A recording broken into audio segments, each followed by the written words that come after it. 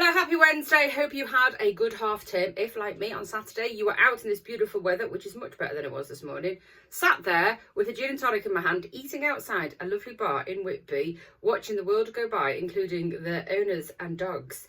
To which my son pointed out, Mum, don't the owners look like the dogs and the dogs look like the owner? Which has been said for years, but when you concentrate and really look, they do. I mean, I can't say anything when Mimi and Dog have got our red coats on.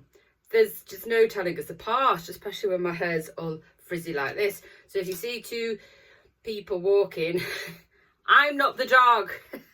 So lots been going on in Garforth, hasn't there? And it's nothing funny, even if the word is giggle fibre. It's been kicking off a lot of things, a lot of controversy, a lot of annoyed, hacked off residents, and rightly so, because we didn't ask for it, and nor did we say, please, you do what's the cheapest thing. Don't put it in the floor under the ground where all the others have gone with fibre and Virgin are there. I'll tell you what, why don't you come along and you do the cheapest version and make the outside of our houses have, you know, an extra telegraph pole, which we don't want, we don't ask for, but because you do it through permitted development and don't have to do it through planning, you can do what you like. So that's where the problem lies, because they've had the government go ahead and then everyone's going on to the MPs, the local councillors, trying to see if they can do anything. And there's not a lot they can. They're sort of basically running on a treadmill really fast and not really going anywhere. So they're trying to get, the residents to have a voice. They are trying to make Giggle come to the forefront and perhaps arrange a visit or a meeting in the lead up with residents.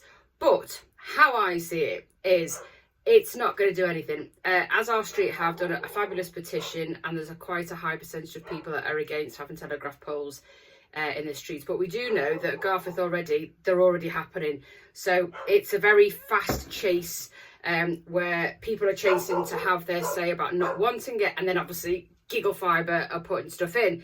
Thanks, Doug, I just really need you today.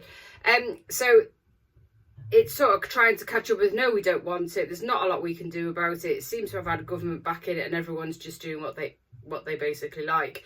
And in the meantime, local MPs being bombarded and local councils being bombarded with unhappy residents, and they're trying to also get in there. But it seems to be a lot of people at the top all just going, ah, and actually in the meantime, telegraph poles are just being put in. So I see it as where there is a company that's had lots of changes, and it's been a company under strain because they've had to have investments in December, whether it was last year or the year before, I'm not too sure. Lots of resignations also. So they're a weak company. The company that tried to get in last time didn't succeed because there was a lot of people saying no, thank you, objection, but then they went into administration anyway. So on that basis, would it not be easier just to make it difficult? Get them to delay if you don't want it, because at the end of the day, we looked into it. I think our residents looked into it, and the initial start for Giggle Fibre is 25 quid, and then that's the initial, which is quite cheap. And obviously people want fibre, I get it, but we do have it, and some people thereabouts are paying either 25 or 30 quid, so not that much difference. And there's no guarantee after the first year that it's not going to go up. So actually, who gets the savings is my point. So they put up these poles, put wires, cheaper than digging the ground and putting it in. But who actually gets the saving? Is it the company doing it because they are struggling? It's a question. So all I could say is I would shake that a little bit, as in just delay it, make it difficult, continually moan about it. Petitions are probably not listened to, but if lots of people are bombarding their email, their enquiries at email, which I've been told is a good one to do, and they're being bombarded and the people are getting hacked off and people are getting annoyed, and there's lots of noise, lots and lots of noise, and then that is what's going to shake it. If everybody gets on the bandwagon and basically says, if you don't want it, I don't want it, then you just got to make a lot of noise, and it just make it really, really difficult, because I don't think we have any legs to stop it. But if we make it difficult, then it becomes a money problem.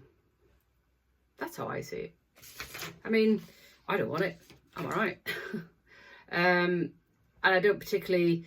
You've got to work out, what do you want more? Do you want fibre more, or would you be able to find another alternative. Because what could happen, unless they have all agreement, if you don't know this, they could put a telegraph pole in, for example, Giggle Fibre, and then another fibre company comes in and they also want to house their cables. And they have to have an agreement with, say, Giggle Fibre, who put these telegraph poles in, for them to use their pole. And if they say, no, you're not using ours, they have to put another pole up. Where does it stop? So if that agreement's not in place, and the government would suggest to put that through, that everyone shares the same telegraph code, because that makes sense. But as we know, not everything always makes sense, does it? And then it's the people here going, excuse me. So they could put, just to let you know, they could put poles outside your house with wires connecting telegraph pole to telegraph pole, but not to your house. So you've got to make it difficult. If you don't want it, and it just has a pole but not to your house, would it be worth their investment putting a pole in if they all go, no, I don't want it, thanks very much?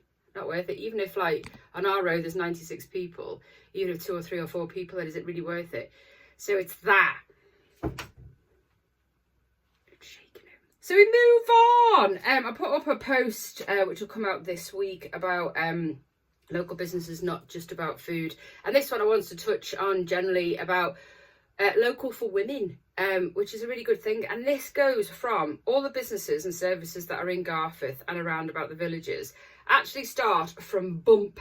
So the little woman has bump with the baby in, and we have antenatal classes run by midwives. Then we have baby and toddler classes like Adventure Baby. Then we have a dance school from 2 to 18. I'm not saying that boys can't go to dance school or baby classes. I'm just, you'll see where my tract is going. And then obviously we've got local schools which are now outstanding and good. Then we've got teenager yoga and wellness sessions for girls going through that time, sort of as they're changing, all the hormones kicking in. We have them classes all the way through to maternal support groups and menopause clinic. So from birth all the way through. And then what that brings also with regards to, they're just small services that are ran in Garforth, not just for women, but that covers women as a whole, from baby bump to menopause. Also, what happens is when we use our local businesses, they can offer apprenticeships, they can offer Saturday jobs, part-time jobs, and also jobs for people who are perhaps left their bigger job, want to retire, but just want to work a few hours. Shopping local or using local isn't just about food, where you get your fruit and veg and meat from.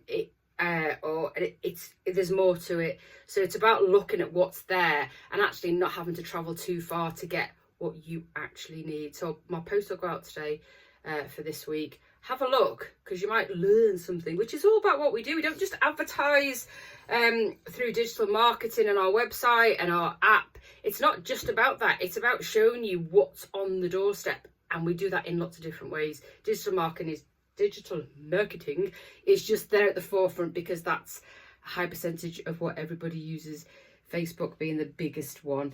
Today, Garforth Library, Ice and Harrison will be there. At the end of the month, it's always at the library from 3:30 till 5, free legal advice. So if you need any, go along to the library and go and see one of their solicitors.